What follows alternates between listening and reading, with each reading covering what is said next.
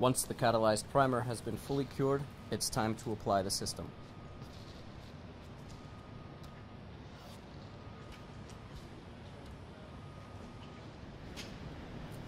Fill any large gaps in board and insulation joints with PMMA joint compound.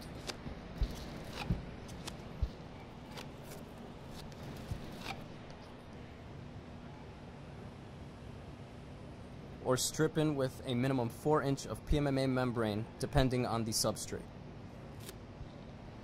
Measure and cut the scrim, then spread the resin onto the prepped surface.